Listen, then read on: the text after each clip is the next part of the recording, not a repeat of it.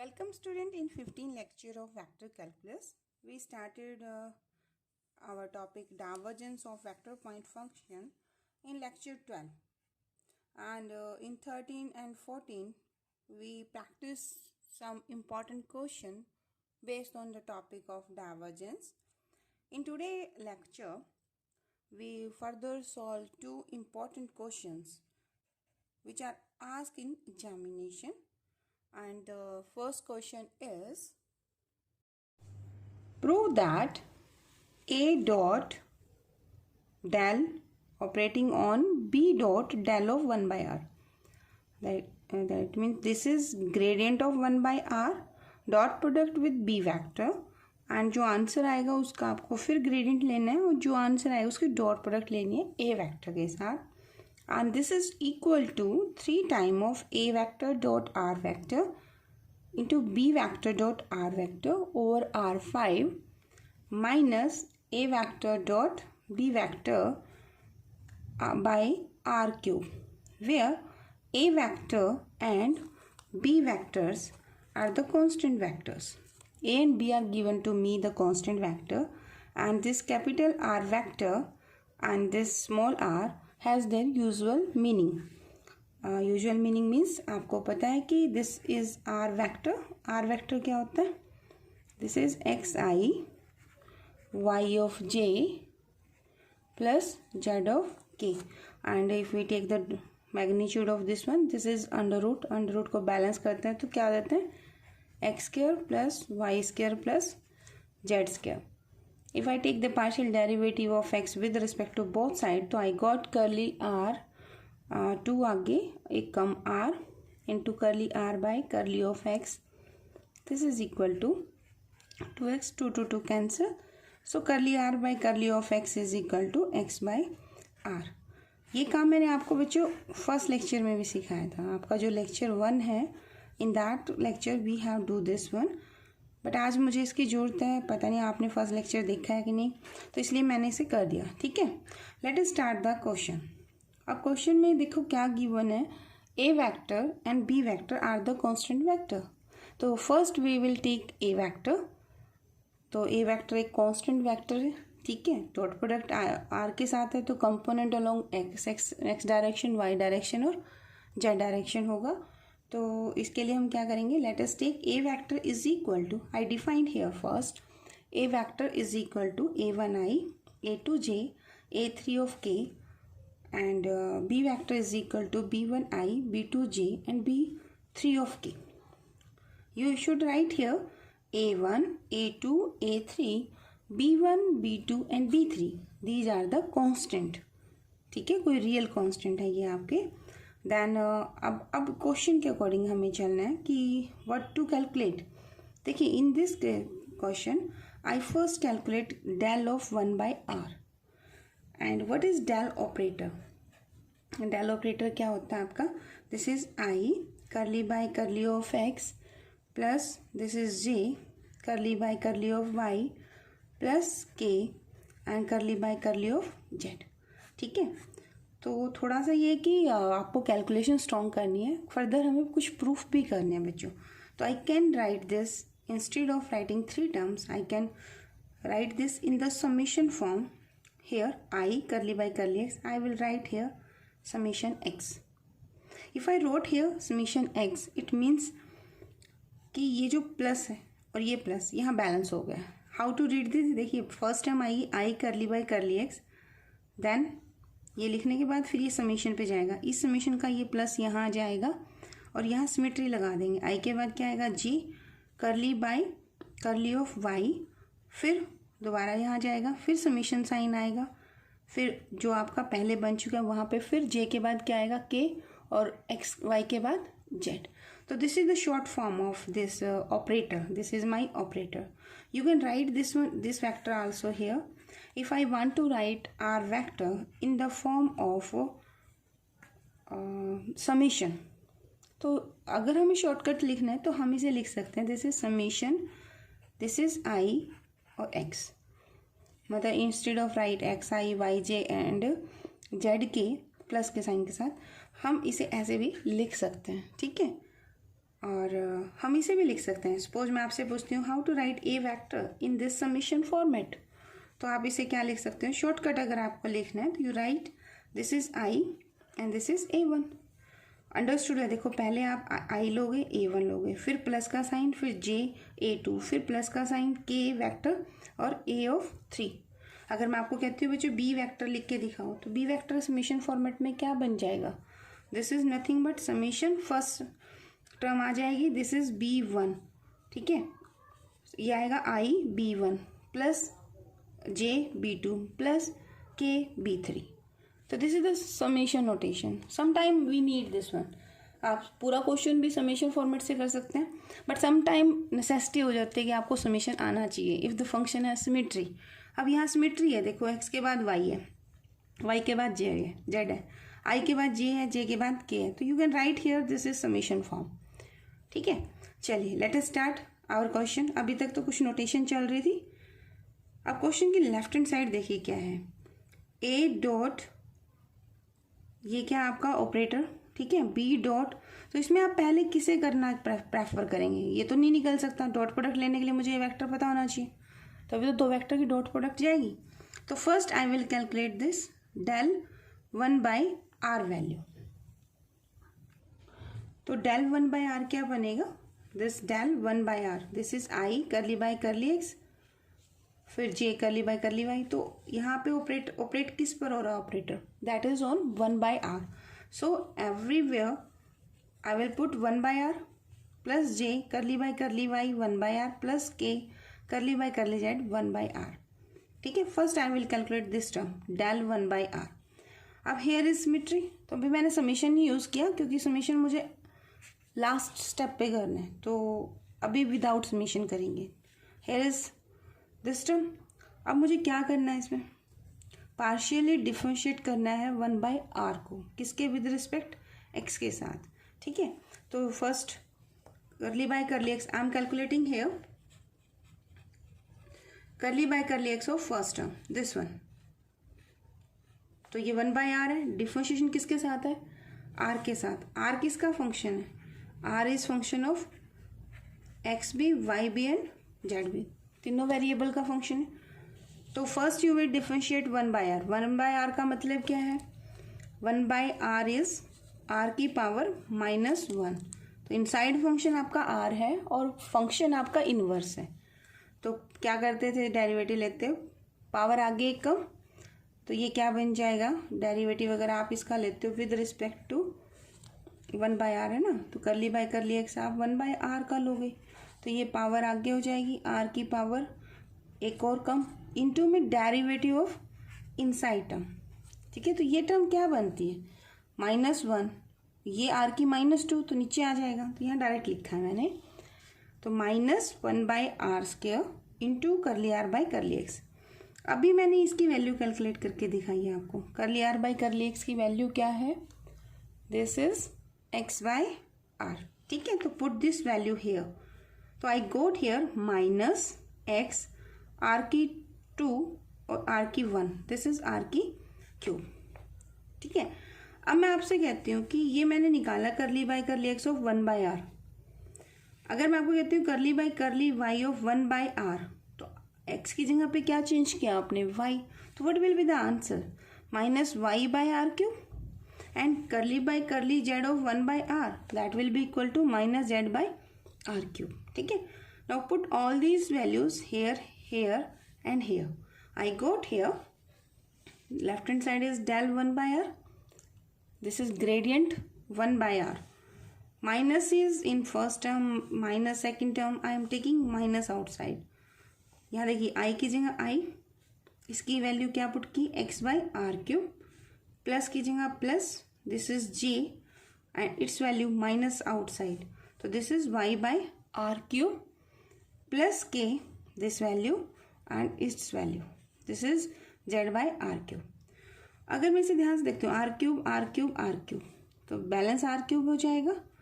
here is xi plus yj plus zk and what is this value? This is r vector. ठीक है, तो gradient of 1/r is equal to minus r vector by r cube. ये question भी है अपने आप में, exercise में देखना क्वेश्चन गिवन है ये आपको, ठीक है। अब मुझे यहाँ क्या चाहिए, देखो ग्रेडियंट 1/r तो मैंने कैलकुलेट कर लिया। Now I need dot product with the b vector. How to take the dot product of two vector? I goes with I and J with J and K is K. So I wrote here B vector dot del of 1/r. What is the B vector? B1I plus B2J plus B3K. Value B रख दी यहाँ पर, ठीक है। Dot is dot here and del 1/r I writing this from equation 2, ठीक है। This minus sign I am taking outside. This I with I क्या मिलेगा मुझे? B1X plus B2Y plus B3Z, ठीक है। वैसे आप इसको ऐसे भी देख सकते हो, देखो माइनस आपने बाहर ले लिया, ये आपका B वेक्टर है और डॉट में यहाँ R वेक्टर है और नीचे आपका कौन है? R क्यूब है। आपको दोनों टर्म में फॉर्म में चाहिए तो ये मैंने यूज़ कर लिया। ये वैसे देखो दिख रहा है आपको कि this is my B vector and this is my R vector, तो this is the dot product and the dot product of two vector is scalar quantity. नीचे भी स्केलर है तो ओवरऑल ये क्या बन गया? This is a scalar quantity, scalar quantity, ठीक है। Got the answer? ये मैंने इस फॉर्म में लिख दिया, तो minus B1, this is B dot gradient of 1/r। लेकिन पूछा तो ये नहीं गया, क्वेश्चन क्या है आपका? अब ये जो वैल्यू आई है इसका फिर मुझे क्या लेना है? क्या लेना बोलो, क्या है ये? This is gradient, right answer, ठीक है। तो again take the gradient of this one. Here I am putting del, this del and this is this about term, तो राइट दिस इक्वेशन 3, ठीक है। अब ये डेल बहुत बड़ा होगा और ये टर्म्स बहुत लंबी लंबी जानी है, तो I am using here this del at summation format, जिसे मैंने अभी बिगिनिंग में आपको बताया था, ठीक है। तो व्हाट इज डेल? डेल ये होता है, ये अभी मैंने आपको बताया था। आई एम यूजिंग दिस हियर, ठीक है। समीशन साइन, समीशन का मतलब है here are the I curly by curly x plus J curly by करली वाई प्लस के करली बाय करली जेड, और ये टर्म आपकी आई के साथ भी है, जे के साथ भी है, मतलब एक्स के साथ पार्शियल डेरिवेटिव भी है इसका, जे करके वाई के साथ भी है और के करके जेड के साथ भी है, ठीक है। ओके, अब हम क्या करेंगे? I will simplify this differential operator on this inside term and then I will open the summation symbol here. This will make my calculation easy, ठीक है। तो थोड़ी प्रैक्टिस करना, हो जाएगा आपसे। I am taking this minus sign outside, this summation sign is here, I is here, क्योंकि I जो है वो किसके साथ जाएगा? या तो स्केलर से मल्टीप्लाई होता है या फिर वो किसी वेक्टर के साथ अगर लेना है तो डॉट प्रोडक्ट जाएगा या फिर क्रॉस जाएगा। तो अंदर कौन सी टर्म है हमारी? स्केलर टर्म है, तो आई अभी हम बाहर ही रखते हैं। पार्शियली डिफरेंशिएट अबाउट टर्म, तो I wrote 1/r cube here and this term combined, okay. So यहाँ कौन सा फॉर्मूला लगेगा? u into v. देखो ना, r x का फंक्शन भी है, y का भी है, z का भी है, तो 1/r क्यूब भी x y z का फंक्शन होगा, ठीक है। तो हेयर द फॉर्मूला इज, अगर पार्शियल डिफरेंशिएट करना है तो आप u इंटू वी अप्लाई करेंगे। How to write this? देखिए माइनस का sign, this summation here, i is here, this bracket close, u and v। तो first I am taking the derivative of u, v as it is, फिर क्या होगा? u as it is और v का derivative. कैसा करना है? Partially differentiate करना है। Got the answer? तो first take the partial derivative of first term, तो I wrote the symbol form curly by curly x of first term, यानी कि u into second term v as it is, then 1/r cube यानी कि u as it is और derivative of this second term, तो curly by curly x of b1x plus b2y plus b3z। Now the question is how to differentiate this one. देखिए curly by curly of x 1/r cube है ना, तो you can write this is -3। तो how to take the derivative of this? देखो पहले power आगे एक कम करोगे पावर में से, और इनसाइड टर्म क्या है? करली r बाय करली x, तो दिस इज -3, ये क्या बन जाएगा? r की पावर 4 बनेगा, ठीक है ना। और curly r by curly x क्या होता है बच्चों, this is x by r. तो ये आंसर क्या मिलेगा आपको, -3x/r⁵। ठीक है, ऐसे कुछ मिलना है। चलिए देखें इसको। तो आई रोट हियर डायरेक्टली, यहाँ हमने कर लिया। तो i is outside this curly bracket closed.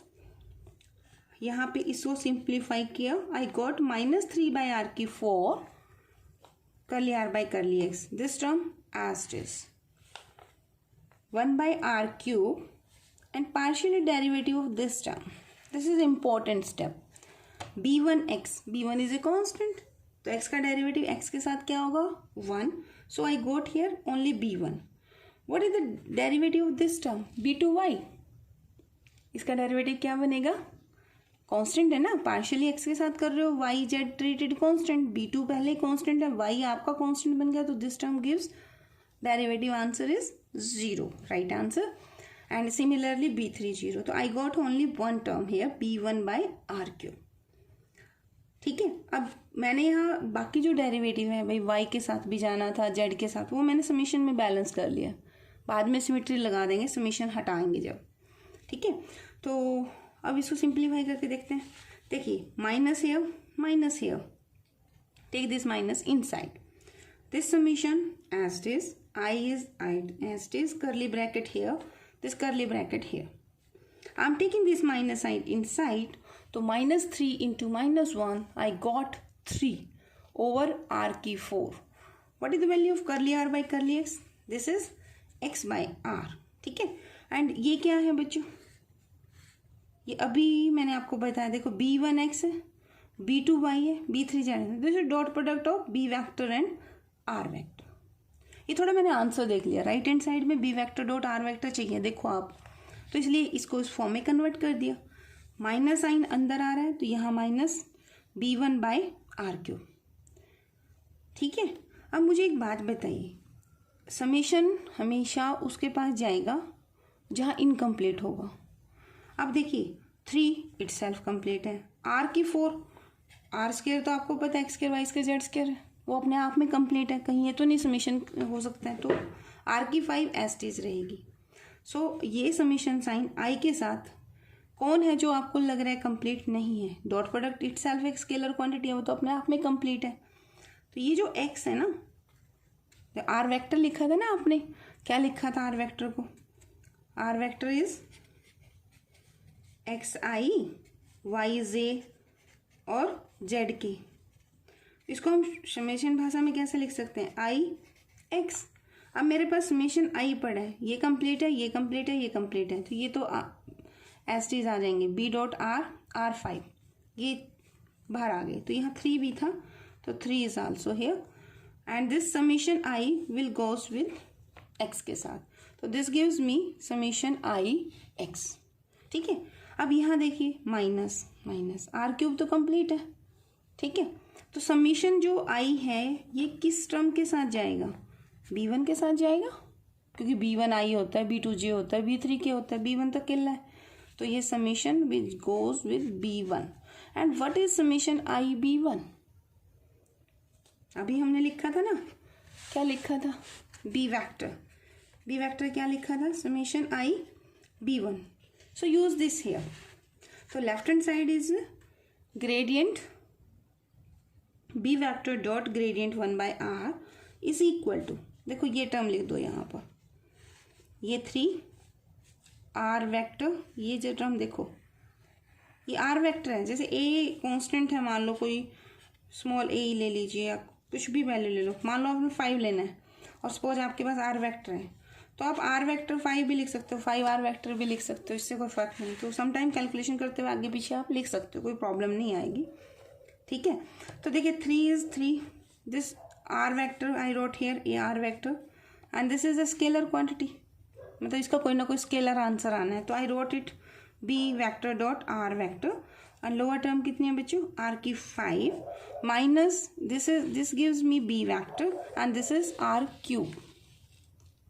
अब देखिए हमें कैलकुलेट क्या करना था, a vector dot of this term, तो I calculated this term here कि gradient of b dot gradient of 1 by r is this one.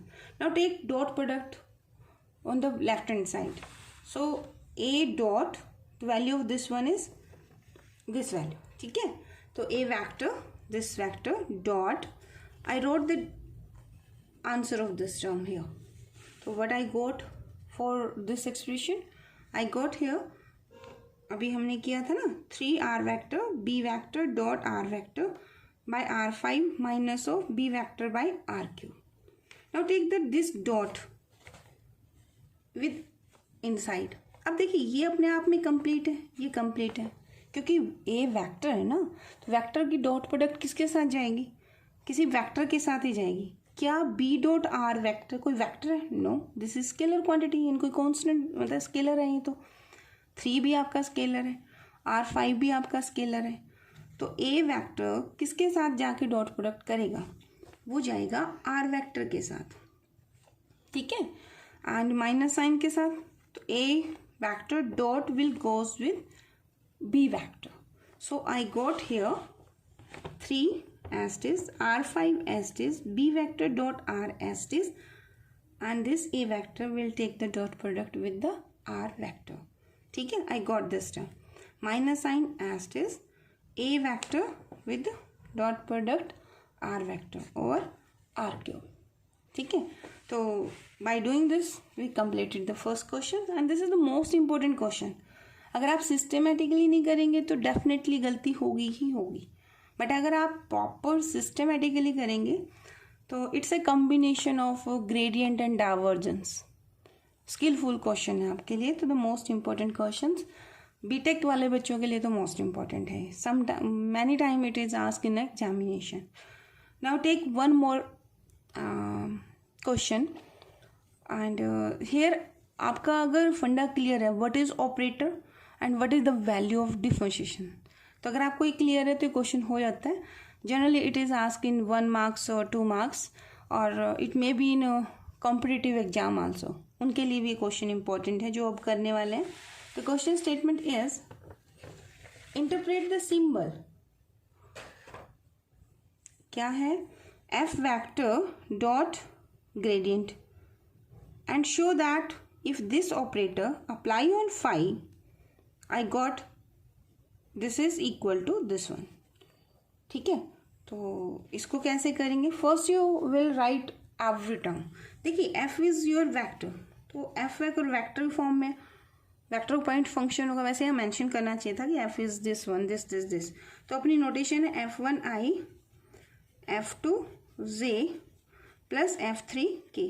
अगर नहीं मेंशन है बच्चों तो अंडरस्टूड है.